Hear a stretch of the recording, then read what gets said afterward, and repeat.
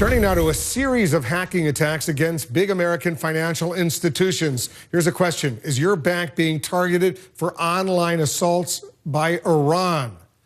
Brian Todd has been looking into this story for us. I know you've been working on it for a few weeks. What are you learning? Wolf, we know that the size, scope, and sophistication of these attacks is unlike anything experts have ever seen. 20 of America's top banks have been targeted in 3 waves of attacks since September, and many believe this had to be state-sponsored.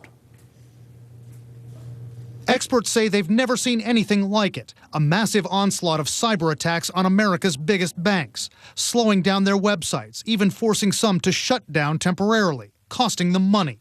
This is now, as a persistent threat, been the longest industrial sector attack that we've seen in the recorded cyber attack history. The security firm Radware has investigated the attacks for the banks. They say it's been happening in 3 waves since September, with 2 attacks in just the past month. What makes this so alarming? The total number of banks attacked, 20 of America's top institutions. Carl Herberger of Radware won't name them, but CNN had confirmed during the first wave that these 5 had been hit. Bank of America, JP Morgan Chase, Wells Fargo, US Bank, and PNC Bank. The scope and sophistication of the attacks, according to experts, points to a nation being behind this, not just a loose group of hackers.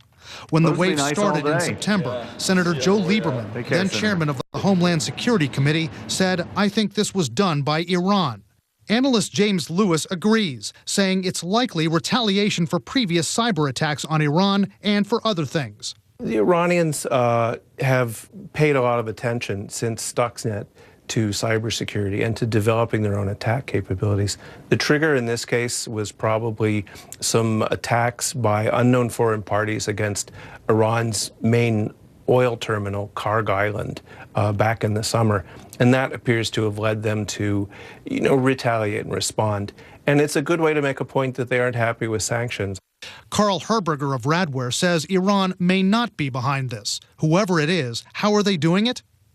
Hackers often lasso a bunch of computers, making them do their bidding, just overflowing websites with requests and slowing them down or shutting them down.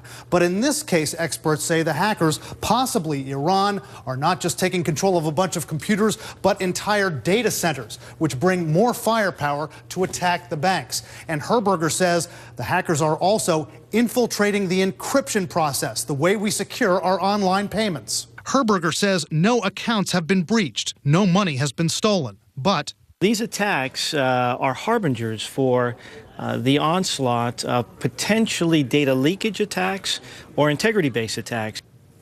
Translation, that means people's accounts could soon be breached in these attacks. Now, contacted by CNN, an Iranian official at the UN said this is a, quote, false allegation that Iran is behind these attacks, that his government categorically denies being behind them, and that these accusations are an attempt to poison the climate of negotiations over Iran's nuclear program. Wolf. I know that there's a lot of suspicion that Iran was behind a recent cyber attack on Saudi Arabia's oil industry. That's right. This is back in October. U.S. officials said at that time they believe that Iran was behind the attack against the Saudi oil giant Aramco. This is an attack in which more than 30,000 computers were rendered useless. It was pretty massive. Iran, they denied involvement in that attack as well. Brian Todd, thanks very much. Good work.